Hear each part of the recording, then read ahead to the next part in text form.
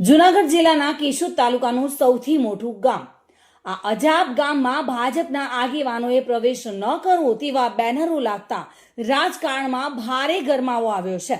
2 દિવસ અગાઉ જિલ્લા ભાજપ પ્રમુખ, ધારાસભ્ય, જિલ્લા પંચાયતના સભ્યો, તાલુકા પંચાયત પ્રમુખ, જિલ્લા સંગઠન, તાલુકા સંગઠન તેમજ ગ્રામજનોની ઉપસ્થિતિમાં એક અજાબ ગામે મીટિંગ મળી હતી। તેમાં વિકાસના કામોને લઈને તેમજ ભાજપમાં વ્યાપેલા બહોળા પ્રમાણમાં ભ્રષ્ટાચારના મુદ્દાને લઈને ભારે હોબાળો થયો હતો અને ગામમાં ભાજપના આગેવાનોએ પ્રવેશ ન કરવો તેવા બેનરો પણ જાહેરમાં લાગ્યા હતા। ત્યારે આ તમામ ઘટના બની ગયા બાદ ગઈકાલે અજાબ તાલુકા પંચાયતના મહિલા સભ્ય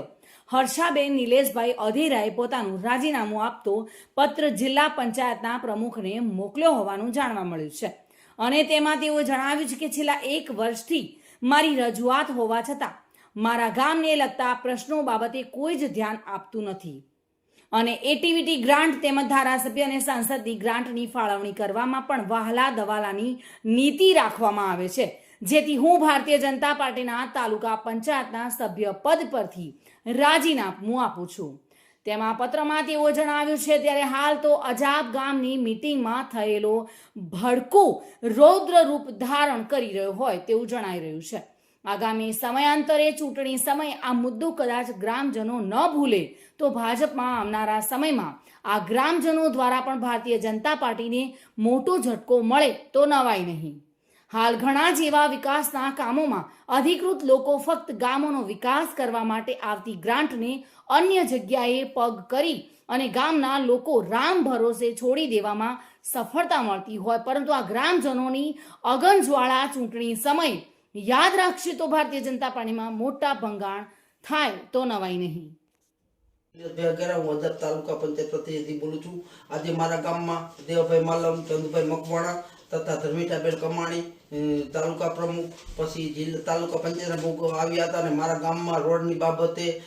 વારંવાર રજૂઆત કરી, પણ અત્યારે બિસ્માર હાલત છે, કોઈ પણ ધ્યાનમાં ના લીધું। મારે ભાદેડીની પુલ છે તેની પણ અમે વારંવાર રજૂઆત કરી અને અત્યારે આયુષ્માન કાર્ડ કાઢવામાં આવ્યા, પરંતુ અહીંયા ભાદેડીની પુલને બિસ્માર હાલતને કારણે 4 થી 5 લોકોની મૃત્યુ થયેલ છે। અમારી પાસે સાક્ષી પુરાવા છે। બાપુરી મઢીનો રસ્તો 1 વર્ષથી મંજૂર થઈ ગયેલ છે, તોય પણ કોઈ પણ કાર્યવાહી કરવામાં આવતી નથી। અને દેવાભાઈ માલમને અમે ફોન કર્યો હતો કે અમારા ગામના ખેડૂતની માંડવી નબળી છે તો તમે એની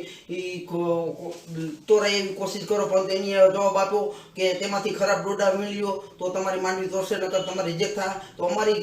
ગામમાં ઝીણી માંડવી હોવાથી ખૂબ મોટું નુકસાન થયેલું હતું, તો માંડવી 15,000ની ખાંડી વેચવી પડી, તો અમારે કોઈ ધ્યાન ન આપ્યું અને લોકો અત્યારે મને આ બાબતના ઘણા પ્રશ્નો પૂછે, એનો જવાબ મારી રીતે ભરાણો નહીં, એટલે મેં આજે આગેવાનો આવ્યા એને આ રજૂઆત કરી અને